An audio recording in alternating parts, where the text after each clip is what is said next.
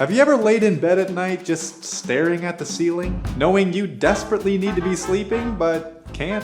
Or maybe you fell asleep but woke up the next day feeling like this. It's not worth it. I'm gonna quit my job. People who get enough sleep are happier, healthier, and live longer. Turns out sleep is not as simple as you think. The habits that you have during the day, and especially at night, drastically affect your sleep. And getting good sleep is nothing to joke about. I'm so good at sleeping, I can do it with my eyes closed. Ha! When you sleep, your body heals, restores, and repairs itself, allowing you to feel refreshed and focused the next day. So today we give you 3 tips on how to get better sleep. Number 1, follow the 3-2-1-0 rule. 3, make sure to have your last meal 3 hours before bed. This allows your body time to digest your food, so you're not up at night with acid reflux or indigestion. This way, when you lay down for bed, your body is ready to focus on sleeping, not digesting turkey legs and cheesy puffs. Also, if you don't want to have to wake up to go to the bathroom in the middle of the night, avoid drinking too many liquids before bed. 2 hours before bed is the time to start calming your mind. Spend these 2 hours doing something not stressful. You shouldn't be doing homework or taxes right before you go to bed. I'm so stressed. These taxes are killing me. Well, time for bed. And 1, turn off all screens, including your phone, 1 hour before you go to bed. I know this sounds like torture, but if you want good sleep, you gotta crack down on the old screens, figuratively. Blue light sends signals to your body that it's daytime. In other words, time to work, time to party, time to call grandma. Grandma? What? I'm sorry to get you up at this hour. Oh, it's okay, sweetie. I had to answer the phone anyway. The nice thing is, you don't need to block all light from reaching your eyes. Just try to eliminate light on the blue end of the spectrum for at least an hour before bed, and you'll be sleeping like a baby. Now we've covered 3, 2, and 1. It's time for 0.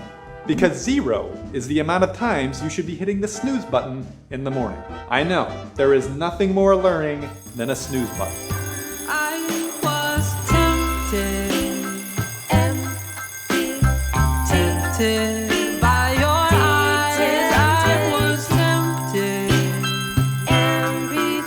You would think if you could just sleep for a few more minutes, it would be so energizing. But strangely, it actually just makes you more tired and destroys your self-esteem. Don't ask me how I know.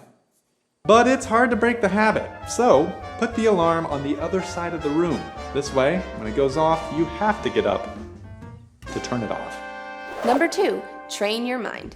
I know schedules are for the elderly, but let me tell you something. Old people know what they're doing.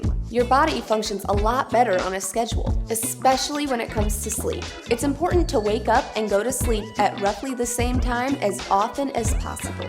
That means not only on school nights, but on weekends too. And I know what you're thinking. But what about stay up all night with my homeboys every Friday night? The homeboys are just gonna have to come back Saturday. Sorry. Bedtime and wake time should not differ more than an hour from one day to the next. Establishing this rhythm will make falling asleep a beautiful, predictable work of art.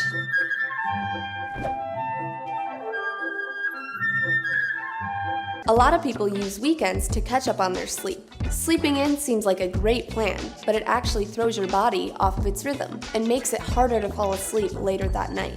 And finally, when it comes to training your mind, don't do work or use your phone in bed. Let your brain associate the bed with sleep, not with stress or socializing. Number 3, make your environment ideal for sleeping. If you want to sleep well, you gotta make sure your environment is good for sleeping well. This means, first of all, keeping it dark. Human beings are designed to sleep at night, which has always been dark in the past. So if you're trying to sleep with light on, your body will be confused. Kinda like when you get mixed signals from that girl you like. Hey, You wanna hang out sometime? you mean as friends? Because that's as far as this is going. When it comes to sleeping, don't send mixed signals to your body. Make sure the room is as dark as possible. But maybe you're thinking, But I've got windows with lights that burst through like alien invasions every night. It's time to invest in some light-blocking curtains, or better yet, a sleep mask. This way you look cool and get good sleep at the same time. And when it comes to being cool, keep your room cool when you're sleeping. For the best quality sleep, your body needs to lower its core temperature. Most doctors recommend keeping your room somewhere between 60 and 67 degrees Fahrenheit for the best sleep. In other words, if you're not under the blankets, your timbers should be shivering. And finally, keep your room quiet and try to remove any distracting sounds. If you wake up easily by little abrupt noises like a dog barking 2 houses away or a mouse gnawing on your socks, then you should probably try using white noise to drown out all those distracting little sounds. If you're having a hard time relaxing enough to fall asleep, try some breathing exercises. It doesn't have to be fancy. Sometimes just a few slow, steady exhales can calm your mind and relax your body. If that's not enough, try counting backwards from 100 in your mind. This helps calm your thoughts, and it's just so boring that it'll pretty much almost certainly put you to sleep.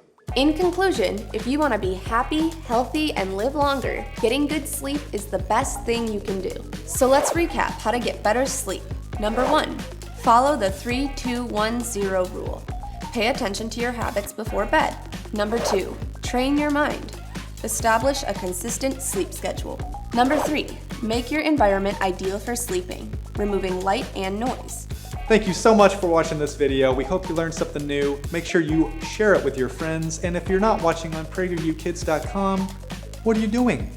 Go now. PragerUkids.com is where it's at. Thank you so much for watching, and we'll see you in the next one. Ha! Ha ha! Ah! Get this mustache off. Oh, it hurts. Oh, there's a mustache under my mustache. Oh, it's okay, sweetie. I had to check the phone anyway.